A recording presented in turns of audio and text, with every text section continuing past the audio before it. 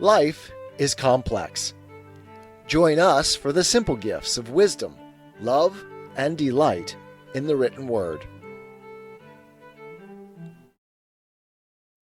Pilgrim's Progress by John Bunyan, Chapter 7, Part 3.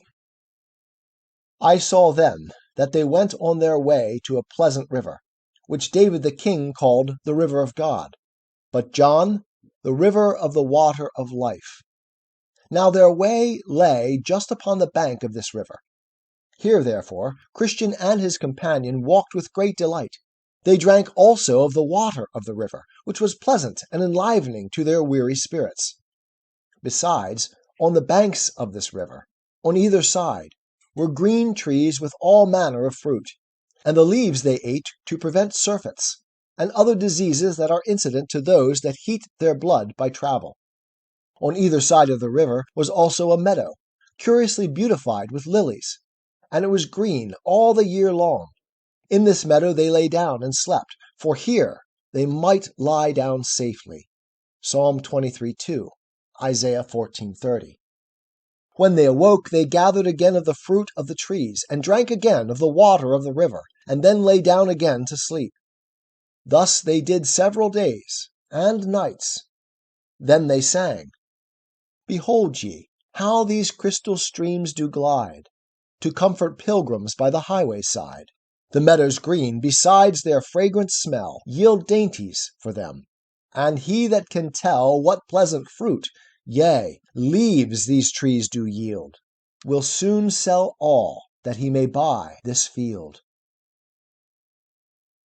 So when they were disposed to go on, for they were not as yet at their journey's end, they ate and drank and departed. Now I beheld in my dream that they had not journeyed far, but the river and the way for a time parted, at which they were not a little sorry. Yet they durst not go out of the way.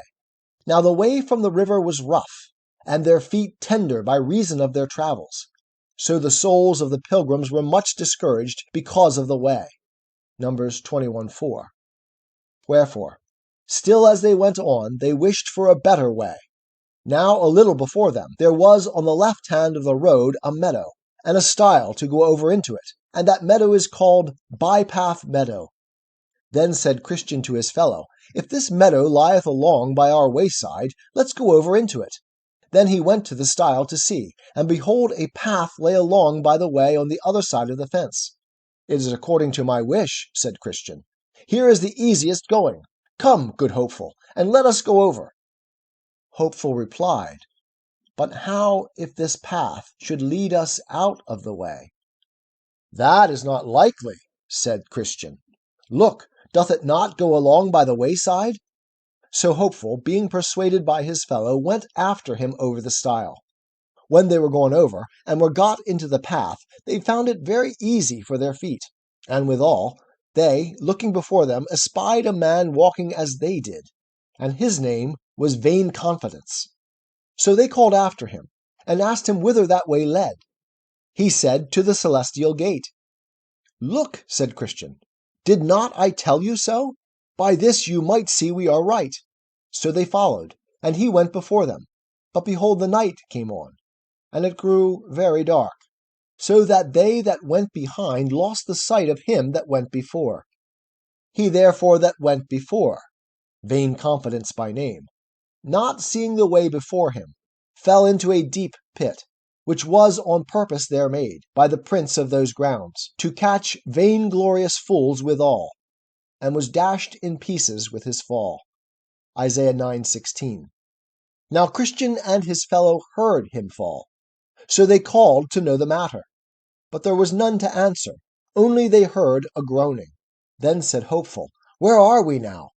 Then was his fellow silent, as mistrusting that he had led him out of the way. And now it began to rain, and thunder, and lighten in a most dreadful manner, and the water rose amain. Then Hopeful groaned in himself, saying, Oh, that I had kept on my way! Who could have thought that this path should have led us out of the way? Said Christian. I was afraid on it at the very first, and therefore gave you that gentle caution. I would have spoke plainer, but that you are older than I, good brother, replied Christian, be not offended. I am sorry I have brought thee out of the way, and that I have put thee into such imminent danger. Pray, my brother, forgive me. I did not do it of an evil intent. Be comforted, my brother, for I forgive thee, and believe too that this shall be for our good.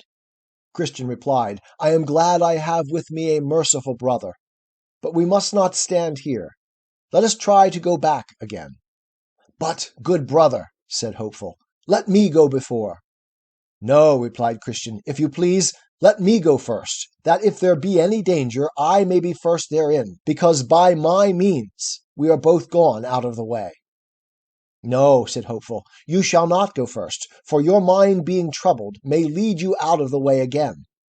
Then for their encouragement they heard the voice of one saying, Let thine heart be toward the highway, even the way that thou wentest. Turn again. Jeremiah 31:21. But by this time the waters were greatly risen, by reason of which the way of going back was very dangerous. Then I thought that it is easier going out of the way when we are in, than going in when we are out. Yet they had ventured to go back, but it was so dark, and the flood was so high, that in their going back they had like to have been drowned 9 or 10 times. Neither could they, with all the skill they had, get again to the stile that night. Wherefore at last, lighting under a little shelter, they sat down there till the day brake. But being weary, they fell asleep. Now there was not far from the place where they lay a castle, called Doubting Castle, the owner whereof was Giant Despair, and it was in his grounds they now were sleeping. Wherefore he, getting up in the early morning and walking up and down in his fields, caught Christian and Hopeful asleep in his grounds. Then with a grim and surly voice he bid them awake, and asked them whence they were, and what they did in his grounds. They told him they were pilgrims, and that they had lost their way. Then said the giant, You have this night trespassed on me by trampling in and lying on my grounds, and therefore you must go along with me. So they were forced to go, because he was stronger than they. They also had but little to say, for they knew themselves in a fault. The giant, therefore, drove them before him, and put them into his castle, into a very dark dungeon, nasty and stinking to the spirits of these 2 men. Here, then, they lay, from Wednesday morning till Saturday night, without one bit of bread, or drop of drink, or light, or any to ask how they did. They were, therefore, here in evil case, and were far from friends and acquaintance. Psalm 88:18. Now in this place Christian had double sorrow, because it was through his unadvised counsel that they were brought into this distress. Now Giant Despair had a wife, and her name was Diffidence. So when he was gone to bed, he told his wife what he had done, to wit, that he had taken a couple of prisoners, and cast them into his dungeon for trespassing on his grounds. Then he asked her also what he had best do further to them.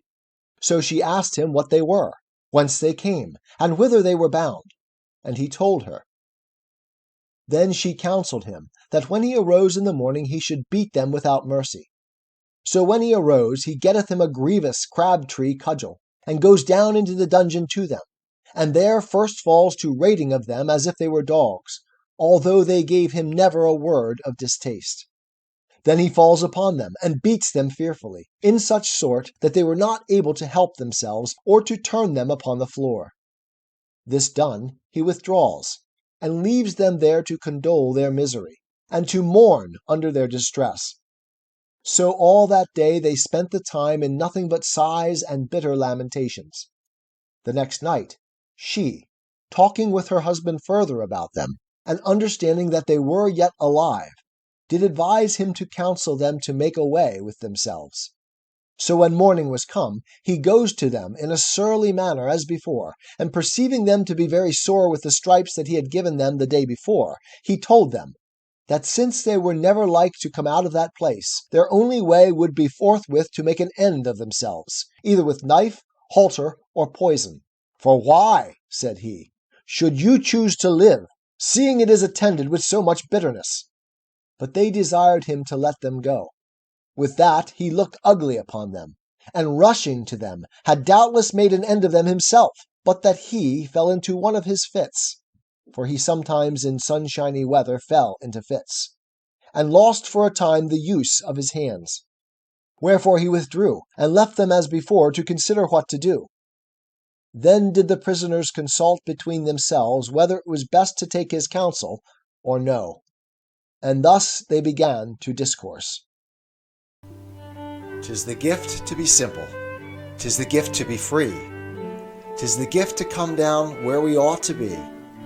And when we find ourselves in the place just right, 'twill be in the valley of love and delight. When true simplicity is gained, to bow and to bend, we will not be ashamed. To turn will be our delight, till by turning, we come round right.